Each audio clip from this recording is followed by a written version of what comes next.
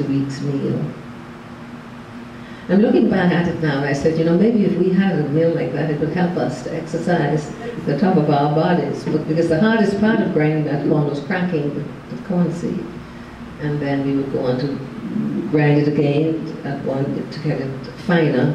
And then when we would have done that, we would riddle it first to get the husk off. And then we would sift it to get the flour to make bread.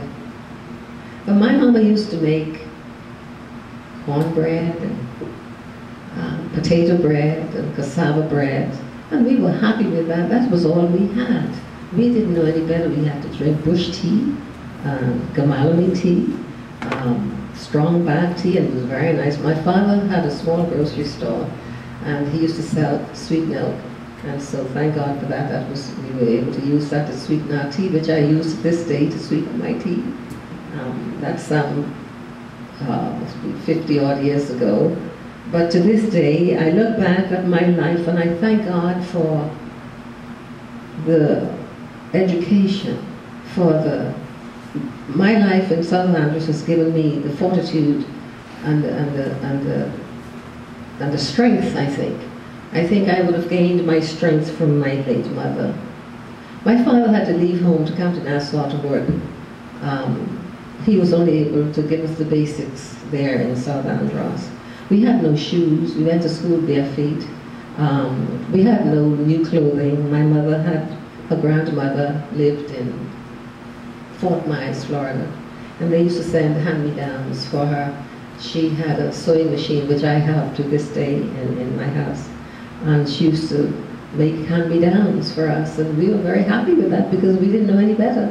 I didn't know anything about my father buying a new dress off the hanger to send for us, and so we were happy. I'm so sorry that through the years, I guess, you know, you can't stay one way for the rest of your life, and so having had that experience as a child growing up in South Andros, the time came when my father thought, of course, when the engagement letters started to come in, my father thought the time would come to get the girls off the island. And so he shipped my sister Doris to Nassau a few months prior to my leaving Andros. And we traveled on a workboat the size of the Abaco Rage. Anybody know that workboat?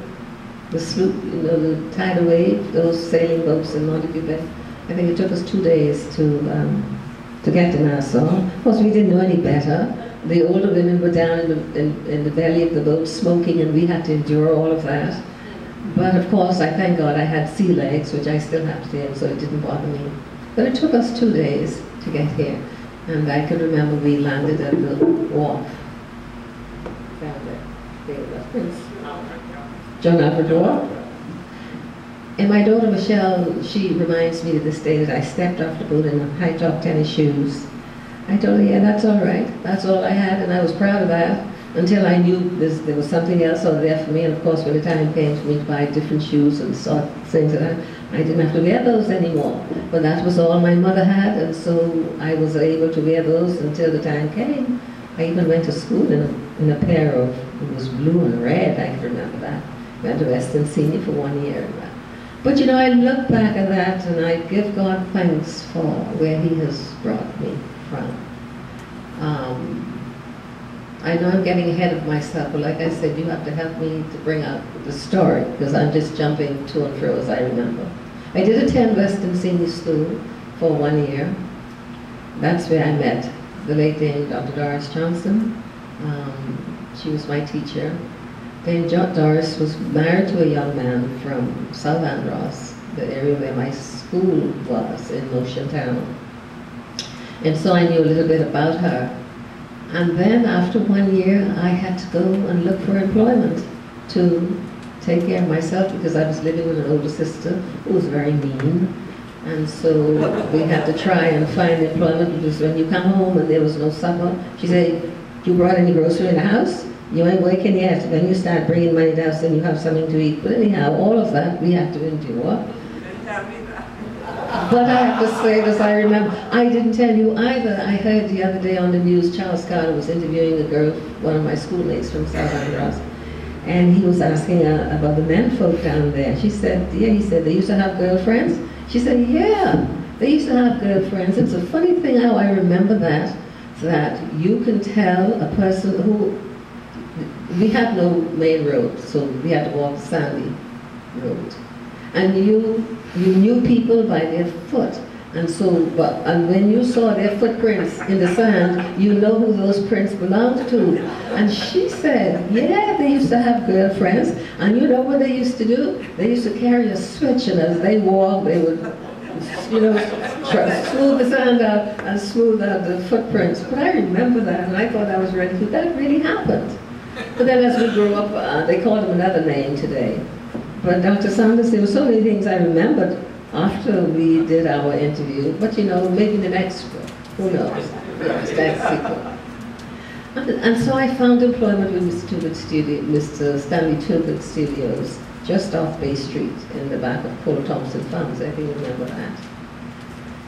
And it was not, I think it was then that I met you, Lorraine? Oh, I was at Colin Reese. Oh, Helena, yeah. That's where I met her all those umpteen years ago. And Mr. Tugart was very kind. I think he took one look at this little girl with her hair slicked down with lard, and he decided that he would give me an opportunity. And they gave me employment straight off. And the job was offered to me through Mr. Leroy Burrows, who's the head photographer at Tugart Studios. And Mr. Tugart asked me if I would like to work along with Leroy Burrows, learning how to take passport pictures and develop them. But like I said, in those days, fingernails didn't mean anything, so you had to stick your hands in the chemical, you know. I had to develop the negatives and make the passport prints. I was with Tugart for many years, and for whatever reason, I don't remember, I think a job was offered to me, which was Colin Reese's studio, who was then on the corner of East and Shirley. And I arrived at that studio, if I'm getting ahead of myself, Dr. Sanders, tell me please. There was a window facing Zion Church, and there was a photograph in the window with these eyes piercing through the clouds. And that was the strangest thing, because the people thought judgment was coming. And so I asked Mr. Reese why he did that. He said it was just trick photography. And we had to explain it to the people. It was there for a while, and there I met the late Andre Rogers. Well, we always had a fight in the dark room, because he was a sports person. He was into baseball. And with all the equipment in the dark room, you couldn't hear, and so he would, all the static, you know. I said, but we can't work like this. He said, you pay attention to that, and I pay attention to this. But he was very kind. He helped, he showed me around and what to do. And of course, Andre left and went off to play professional baseball. And then I graduated into making more commercial prints. All the candy striped lighthouse at Hopetown, Abaco. Because Mr. Colin Reese liked Abaco. He liked Green Turtle Key. And every Christmas I was in the back bagging candies from Mortimer's Candy Kitchen, and he used to play Santa Claus for the children in Green Turtle Key. And so, working in Colin Reese's office, many times they would ask me to go to the post office to collect the mail. And I can only remember this first time I was trying to open the box. And I could remember the box number was 645. It was right at the entrance of the main post office. And as I was fiddling with the combination, this person behind me said, hello.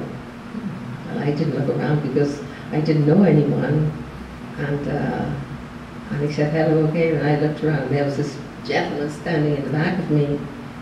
And I was able to open the box, get the letters, and I dashed off to the studio. I ran all the way through Bank Lane. And in the studio, in the reception area, there were a lot of framed photographs, and so you were able to see people coming up and down East Street, and there he was. I saw his figure coming through. And I went to the back of the room, and he came into the room and said, hello, I know you're in there. And, but I didn't come out.